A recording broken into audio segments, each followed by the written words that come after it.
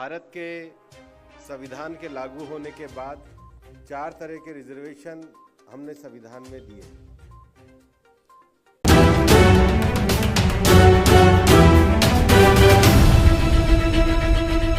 नमस्कार, मैं अशोक भाटी। आप देख रहे हैं इंडिया एक्सप्रेस न्यूज। आइए डालते हैं आज की मुख्य खबर पर नजर।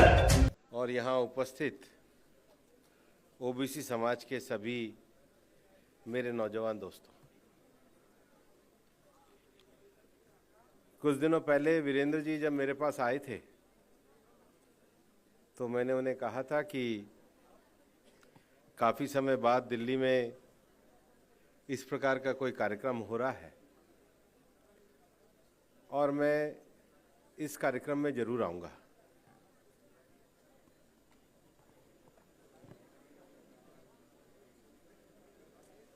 जो सबसे अंतिम प्रश्न पूछा दीक्षा ने,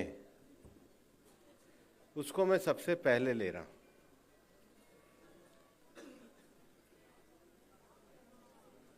भारत के संविधान के लागू होने के बाद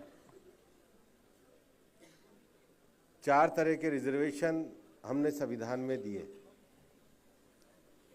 reservation for caste, reservation for tribe, reservation for backward class and reservation for weaker section. और मैं यहाँ बैठे हुए सभी नौजवानों को ये बताना चाहता हूँ कि 1935 के एक्ट में प्रावधान केवल अनटचेबिलिटी के बेस पर एक स्पेशल शेड्यूल के नाते रिजर्वेशन दिया था। जब देश को आज़ादी मिली तो 2 तरह की बातें हुई।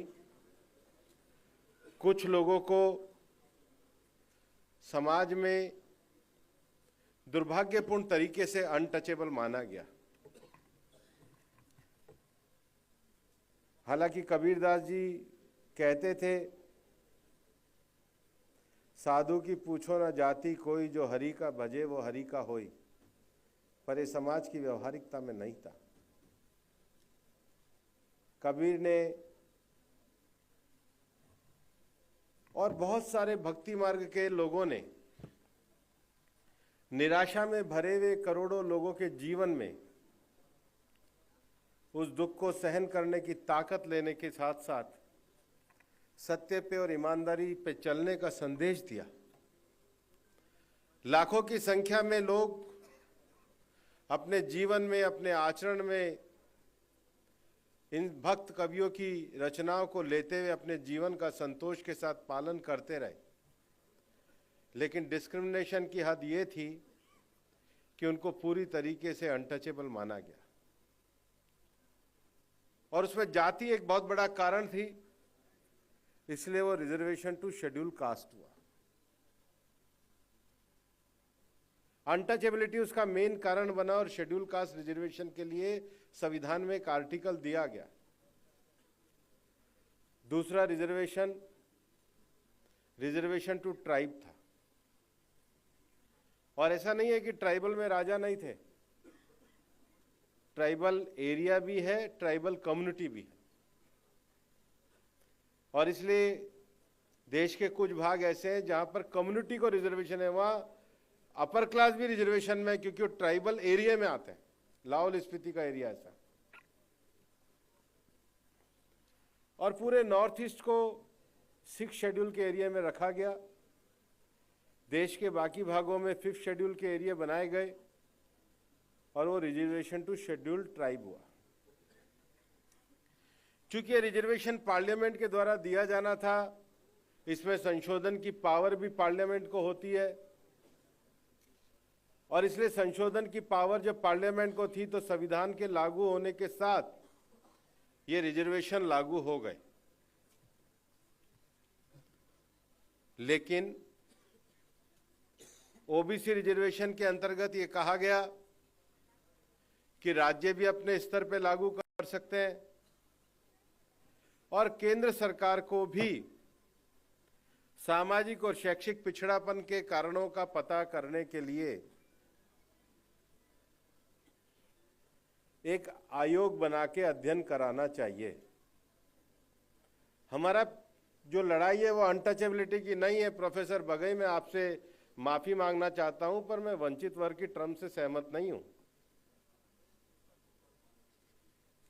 हम कोई एक्सक्लूसिव नहीं है ट्राइबल की तरह, हम हुनरमंद लोग हैं, हम एस्पिरेशन नहीं, हम टैलेंटेड हैं। हमने हरित क्रांति हुई है तो देश को हरित क्रांति से भरा पूरा किया है। हमने सेना में बलिदान की बात हुई है तो आगे चल के बलिदान दिए हैं। हमने गैलेंट्री अवार्ड लेने हो तो सपना सबसे ज्यादा योगदान दिया है। हमने देश के हर हुनर में जो मास्टरी चाहिए वो दी है। लेकिन हमारा पिछड़ापन सामाजिक पिछड़ापन था। सामाजिक पिछड़ापन का कारण ये था कि आधुनिक प्रशासन में जो प्रशासन के स्थान होते हैं, आधुनिक प्रशासन में जो विश्वविद्यालय और शिक्षा के मंदिर होते हैं, आधुनिक प्रशासन में जो शिक्षा की इकाइयां होती हैं, वहां एजुकेशनल गैप होने के कारण पिछड़ापन था।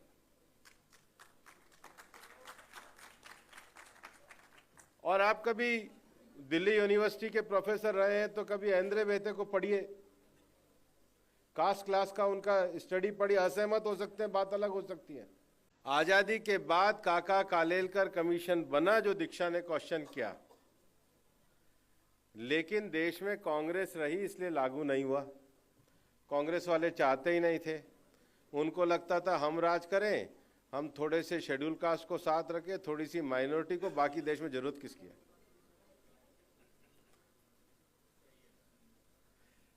बाकी किसकी जरूरत है, बाकी सब मजदूरी करते रहेंगे। कोई टेलर का काम करेगा, कोई धोबी का काम करेगा, कोई नाई का काम करेगा, कोई उगाएगा, कांग्रेस के एक परिवार का राज देगा। इसलिए इन्होंने लागू ही नहीं किया।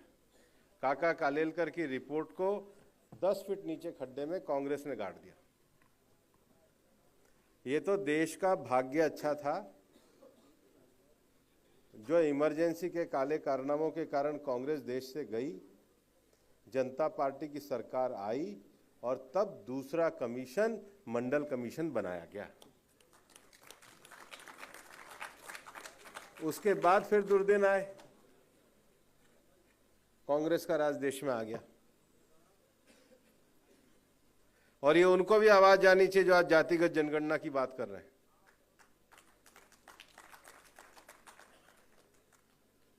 और 80 के बाद 84 में इनके 413 लोग आए थे, 400 से ऊपर आए थे। ओबीसी को न्याय नहीं दिया, संविधान को लागू नहीं किया, संविधान की भावना को लागू नहीं किया। फिर देश के अच्छे दिन आए, कांग्रेस का राज गया, वीपी सिंह की सरकार आई, हमारी पार्टी का भी समर्थन था, तो मंडल आयोग लागू हुआ। मेरे को लग रहा है दीक्षा को उसकी बात का जवाब मिल रहा होगा। फिर इनका राज आ गया, फिर चीजें ठंडे बस्ते में। पर मंडल आयोग लागू होने के बाद सर्वोच्च न्यायालय में उसको चैलेंज किया गया। इंदिरा स्वामी का जजमेंट था, इंदिरा स्वामी के जजमेंट में कहा गया कि इसमें इतनी देरी क्यों करी, आपको तो इसका एक्ट बनाना चाहिए, आपको इंक्लूजन और एक्सक्लूजन की प्रस्तावना रखनी चाहिए। वो एक्ट भी बनाया गया, लेकिन एक्ट ऐसा बना दिया कि वो एक्ट लागू ही ना हो, और लागू हो तो कोई पावर ही ना हो। हम पार्लियामेंट के सदस्य बने 2012 में, मनमोहन सिंह जी की सरकार थी।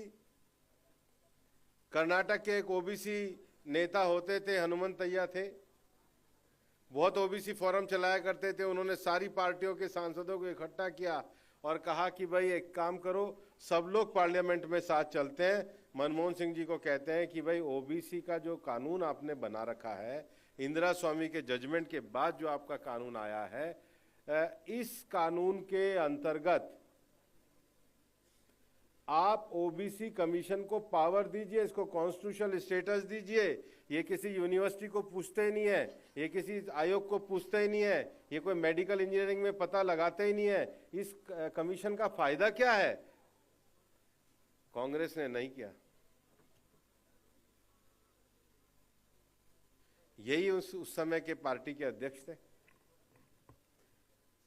गणना और जनगणना तो दूर की बात है, आपने तो 10 साल तक सांसद रहे। ओबीसी को जो मूल था कि भाई हमारा कानून बना रखा है उसको लागू करने की कोई कॉन्स्टिट्यूशनल पावर तो दो हमको, वो नहीं किया।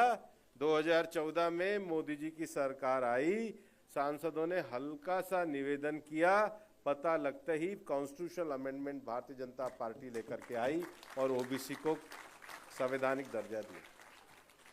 संवैधानिक दर्जा देने का फायदा क्या हुआ? इससे पहले हमारे बच्चों को इंजीनियरिंग और मेडिकल कॉलेज में एडमिशन नहीं था। आपका मेडिकल और इंजीनियरिंग कॉलेज में एडमिशन ये मोदी जी की सरकार ने लागू कराया। केंद्रीय विद्यालयों में जब ओबीसी का बच्चा अच्छे स्कूल में ही नहीं जाएगा तो मेडिकल और इंजीनियरिंग में आएगा कहां से? देश देश में आपने पूरे कोने कोने में सेंट्रल स्कूल, जवाहर नवोदय विद्यालय तो खोल दिए, लेकिन एडमिशन नहीं था। उस एडमिशन को भी आरक्षण के द्वारा देने का काम ये मोदी जी की सरकार ने किया। और उस समय काफी सारे जगहों पे लिटिगेशन चलती थी, क्योंकि हमारे को यूनिवर्सिटी वगैरह में रोक दिया जाता था सिंगल पोस्ट के कारण। ये जो सिंगल रोस्टर सिस्टम था ये सबसे बड़ा अन्याय था, सबसे बड़ी रुकावट थी। और प्रोफेसर बगई और 2,500 हुए हैं। मेरा कहना है ये तो मोदी जी ने 2,500 दिलाए हैं, कांग्रेस ने हमारे 50,000 रोके भी थे और 3 पीढ़ियों का नुकसान कांग्रेस ने किया। आज अगर भारत सरकार में ऊंचे पदों पर ओबीसी नहीं है तो ये सबसे बड़ा पाप कांग्रेस का है, क्योंकि भर्ती ही हमारी 93 में इंदिरा साहनी के जजमेंट के बाद शुरू हुई है। कोई कम पाप नहीं किया इस देश में कांग्रेस ने। लेकिन भैया या इधर आके बात करो ना, मंच पे अपन दोनों आमने सामने करते हैं। तुम्हारे से बड़ा स्टूडेंट लीडर मैं रहा हूं मेरी छात्र जीवन में। जिसको बात करनी है मेरे सामने आके करे। मैंने कहा मैं बात करने से पहले स्टूडेंट के मन की बात जानूंगा, आपके मन की बात क्या है। मैं कोई ऐसा लीडर नहीं हूं जो ऊपर से आया हूं, जमीन में से निकल के ऊपर आया हूं। और ये मोदी जी की सरकार है, यहाँ पर कोई पैदा हुआ गांधी नेता नहीं बन सकता है। जो जमीन पे संघर्ष करेगा वो देश का नेता बनेगा, ये मोदी जी ने हमको सिखाया। और अगर जमीन का नेता इस देश में नेता बनेगा तो कोई दिन दूर नहीं है जब देश का नेतृत्व जो ओबीसी वर्ग कर रहा है वो इंटेलेक्चुअल ओबीसी वर्ग भी देश का नेतृत्व करेगा। हम उस ताकत को पैदा करना चाहते हैं, हम उस उम्मीद को जगाना चाहते हैं। मैं आपको यह कहना चाहता हूं, हमारा केवल एक ही विषय सामाजिक पिछड़ापन और कोई विषय नहीं है, अनटचेबिलिटी विषय नहीं है, किसी प्रकार का और कोई विषय नहीं है। हम कोई जातियों में भेद नहीं करना चाहते, हम जातियों के खिलाफ संघर्ष नहीं करना चाहते, पर हम आगे बढ़ने के विमर्श में इस पूरा स्थान और पूरा योगदान देना चाहते हैं। यह ओबीसी समाज की आकांक्षा है जिसको पूरा करने का काम मोदी जी ने किया। हम महाराष्ट्र के चुनाव में गए थे, कांग्रेस वाले तरह तरह के आंदोलन चलाते थे, इस वर्ग को इधर करो, इस वर्ग को उधर करो। मित्रों, मैंने ये देखा भाई ओबीसी समाज के कितने वर्ग, 358 वर्ग। और 358 वर्ग की कहानियां सुनोगे तो कोई पिछड़े नहीं थे। वडार समाज छत्रपति शिवाजी महाराज के समय किले बनाते थे।